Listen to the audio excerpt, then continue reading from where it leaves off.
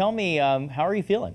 I feel good. I'm more excited than anything, honestly. Just ready to get over there. I feel like it's been the longest couple of weeks since trials.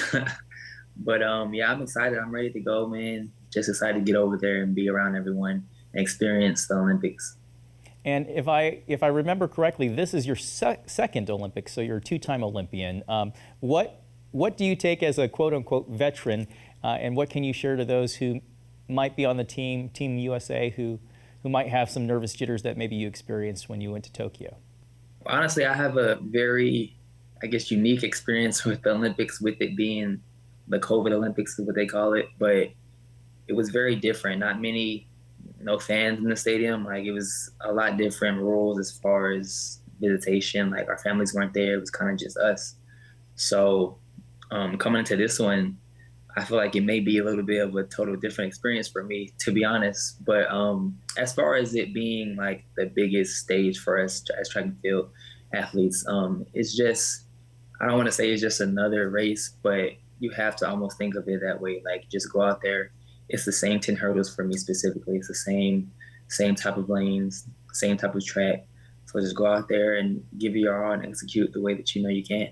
Daniel, I know you're a man of faith. Can you talk to us about how your faith fits in with you as a competitor on the track and field? How does it fit into your mindset? Honestly, it's everything. I wouldn't even really describe it as fitting in. I feel like that is the source. That's everything. Everything else outside of my faith is really what kind of fits in. It's more of um, setting the foundation with my mindset and why I'm here and why I'm doing this in the first place.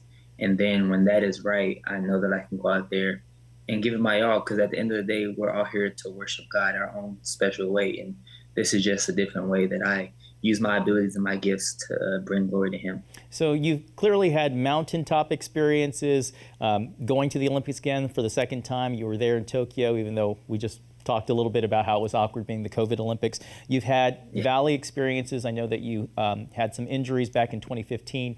Can you talk about how your faith helped you through those valley experiences and how your faith even plays when you're standing on top of the mountaintop?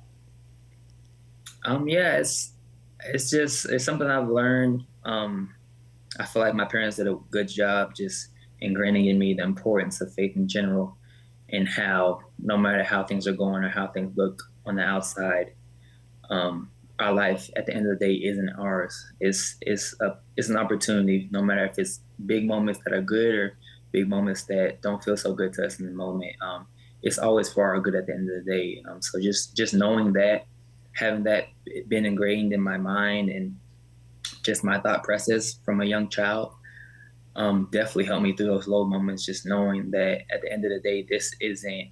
This isn't the end. This is just something I have to get through or grow through. Maybe it's something that was meant for me to grow and change, um, so that I can be the man of God that I'm meant to be.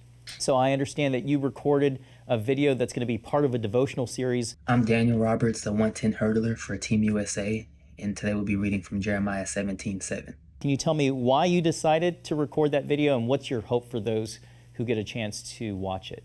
It's part of what I've done, even from when I was in college, just using my platform for God's glory. It's not that I'm just using my faith to make myself look bigger, but I'm using the moments and the experiences in the career that I have to make God look bigger. I mean, obviously, God is as big as He's going to be, but I want to do my part in sharing the good news of what He's done in my life and just the different ways He can help people outside of this. When they may see me and only see me as the track and field athlete, the Olympian, but if I can show them the other side of it and maybe bring them along for the journey, then I'm doing great things in my eyes. I'm doing exactly what I'm meant to do.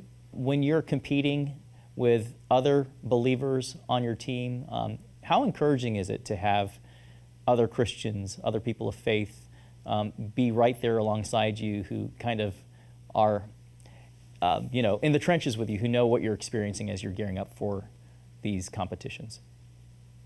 Yeah, it's always encouraging, just like with anything, no matter if it was a regular 9 to 5, it's always a positive thing to have godly community around you. And it's a blessing, especially when with this sport, like as much as we travel around the world as much as we're away from our families and away from our specific close knit community back at home.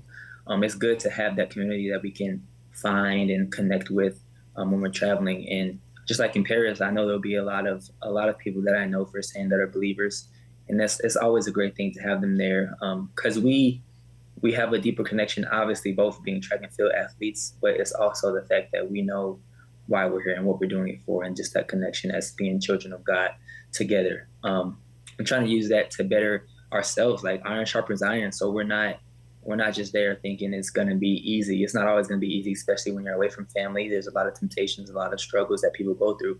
So having that community is definitely a blessing all the time. You talked about temptations and struggles. I want to ask you, how can other Christians who are watching this, how can they pray for the Olympics? The athletes who are competing, the spectators who are watching, both there in person and maybe those who are watching on their screens, not just in real time, but maybe even those who may be watching years from now or decades from now. How can Christians be praying for the Olympics?